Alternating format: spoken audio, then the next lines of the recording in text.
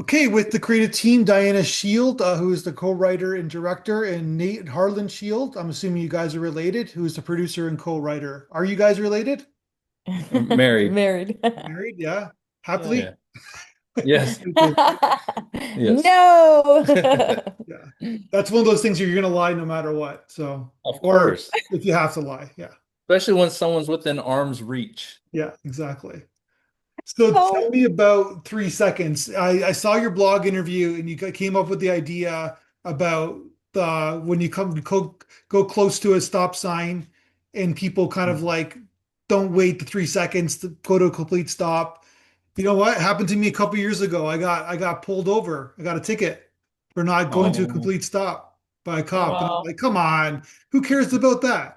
Right? It's like but then I read your blog interview and I'm like, you know what? Maybe they're onto something, right? So that was the seed of the idea. well, so yeah, in a Initially, sense it yeah. is, Uh, because we like going for walks and we take our dog with us, obviously, and so we did, witness things like that to help create this story. yeah. And it's like one of those things where if we're for all of us, if we're just a little bit more Just a patient little bit more. Yeah. Yeah. and cognizant of the person next to you, then your day can be better, and possibly your life can be a little bit better too. So that was a little bit of the motivation in that. Yeah. And then the kind of the story expanded from there when I was holding auditions and the actors came in and they did such a fabulous read that I extended and I added a little bit more elements to the story. And yeah, so it just basically blossomed from that, from the lack of patience that we have towards each other, and then seeing the actors and how it's a ripple effect. Mhm. So then the concept, the idea is that there's one room, it's a counselor and a 17 teenage boy, and he has a issue opening up. I guess Yes. that's sort of like the idea. Then you have kind of Yeah. Yes. flashbacks and kind of putting these sort of there's a little mystery component to it, I guess, right? Yes. The Yes. audience Yeah. is trying to fill the holes of what's actually happening. Correct. Yeah. Yes, correct.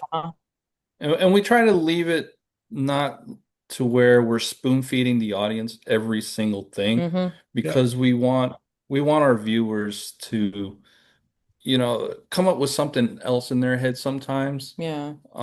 Because we believe that a really good film makes you think, provokes your emotions, Yeah. and each person watching it will come up with something different.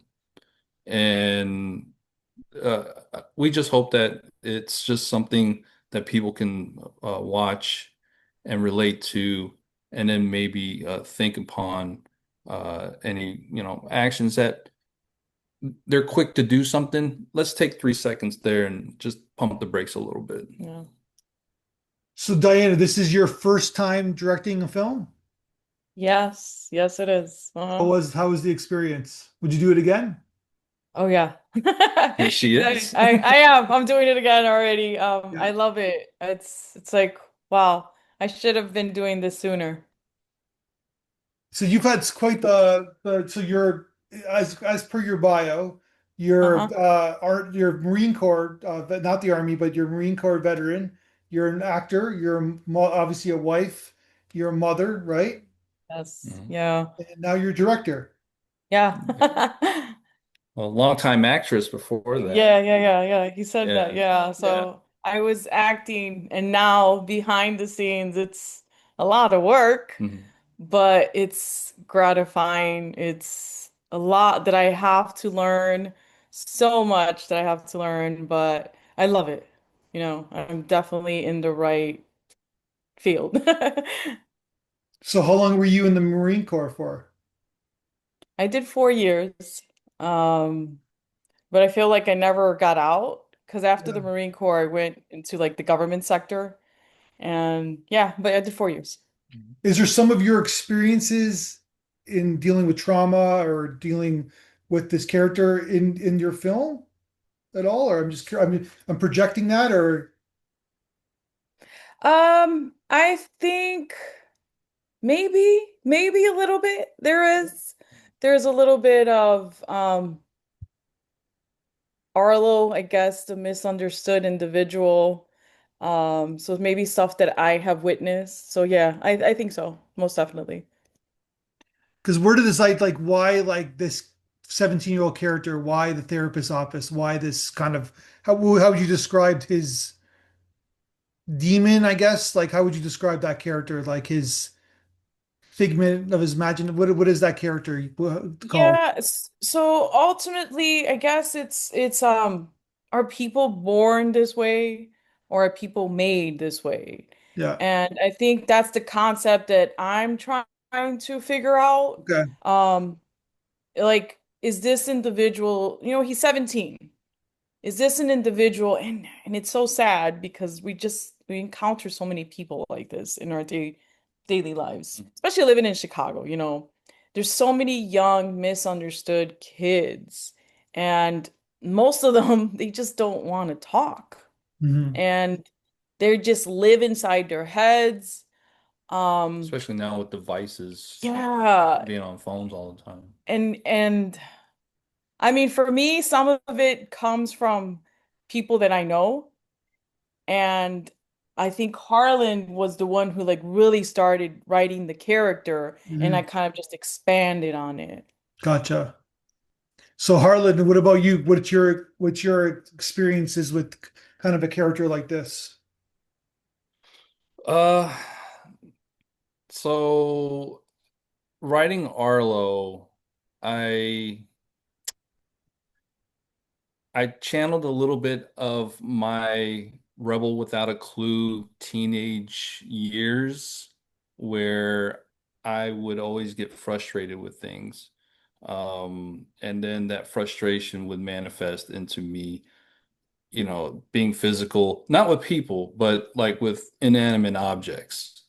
And so I went back to thinking that, on those times and then putting it into Arlo and then taking it a step forward.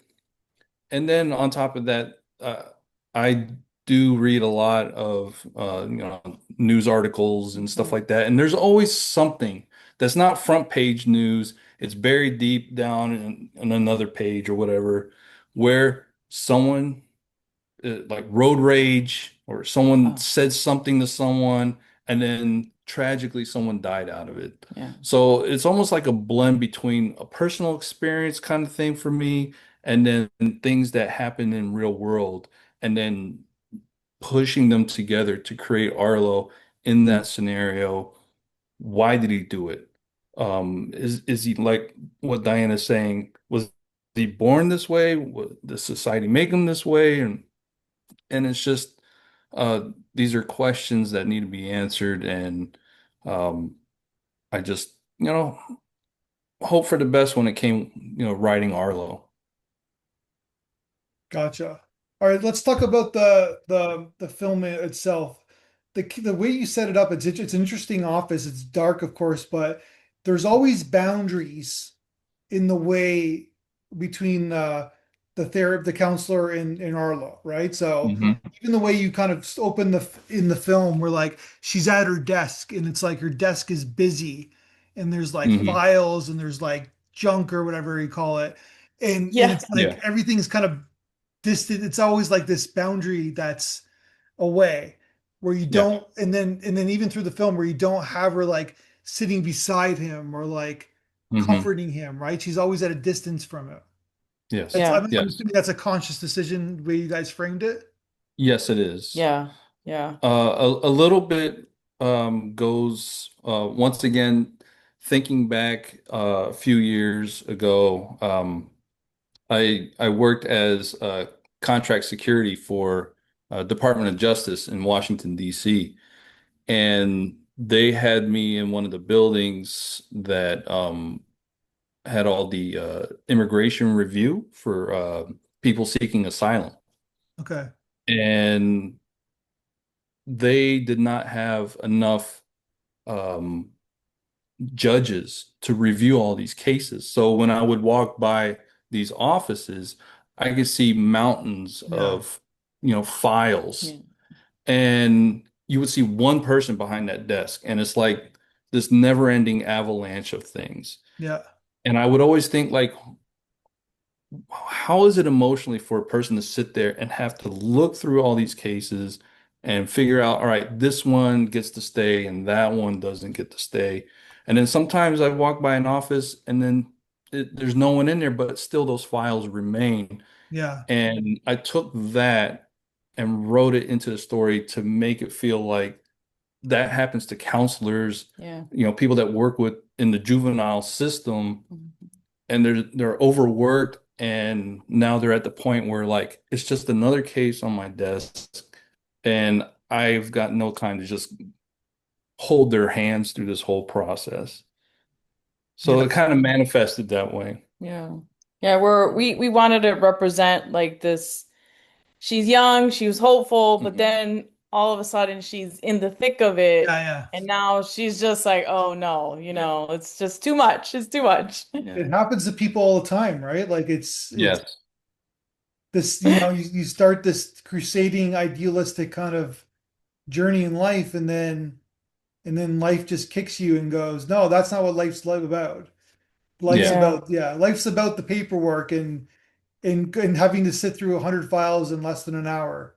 Right. Yeah. So yeah, Yeah. Exactly. Yeah. Exactly. And especially being a veteran also where yeah, my husband and I, we've been through it. Like we go to the VA and it's just I feel sorry for like a lot of the veterans and the doctors, the nurses.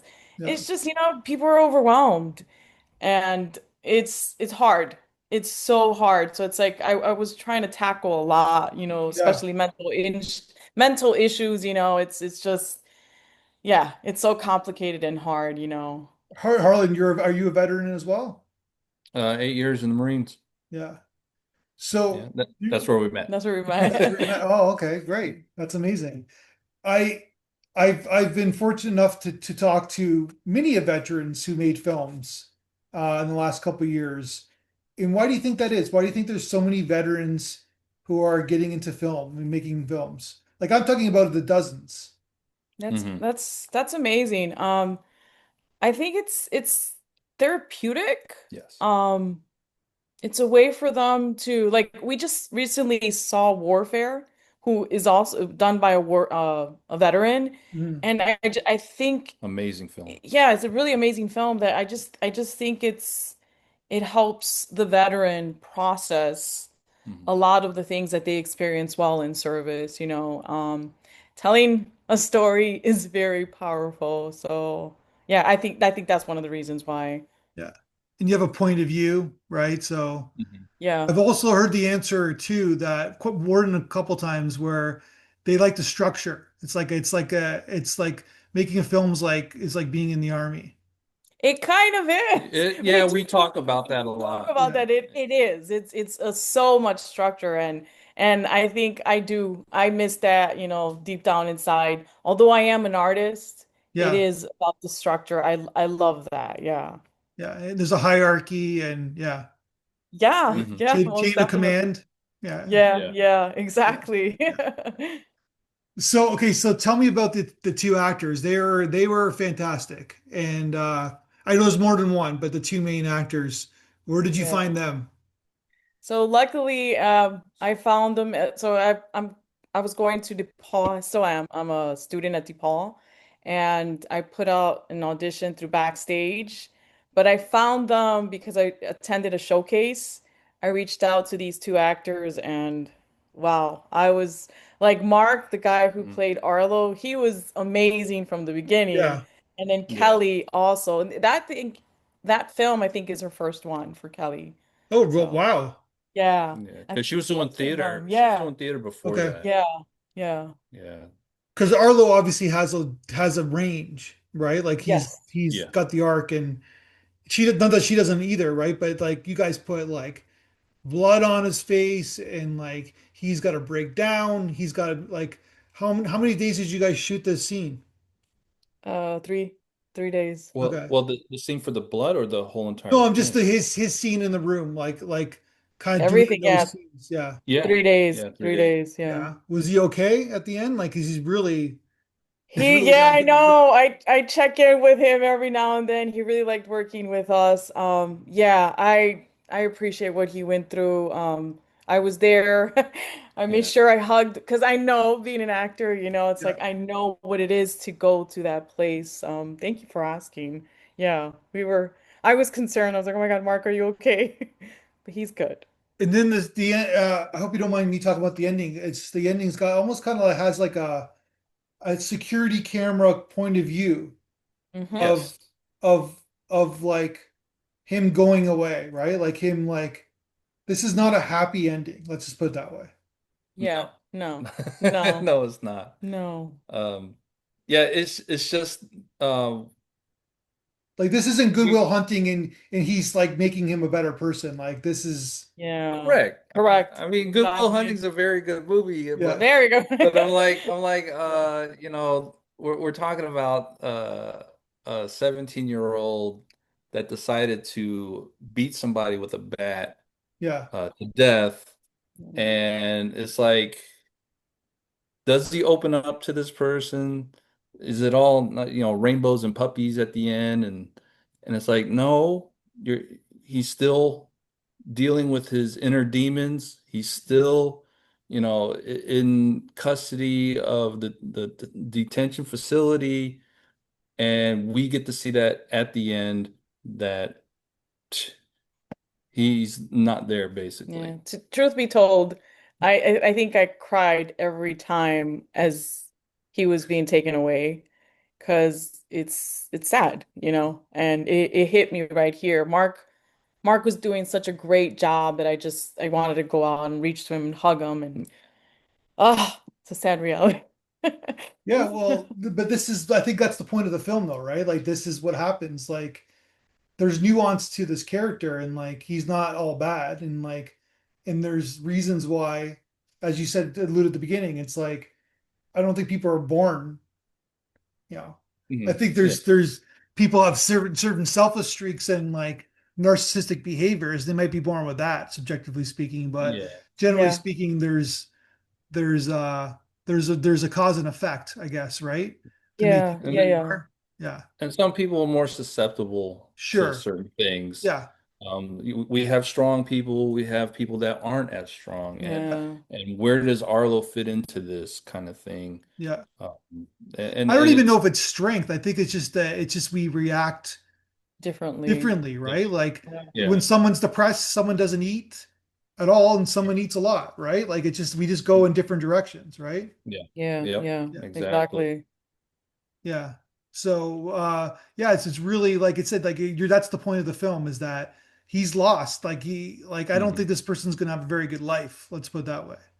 Yeah. Yeah, No. well, until he decides, well, not decides, but until that moment comes along that he finds himself and the reality that he lives in, Yeah. because he still has this thing of disbelief.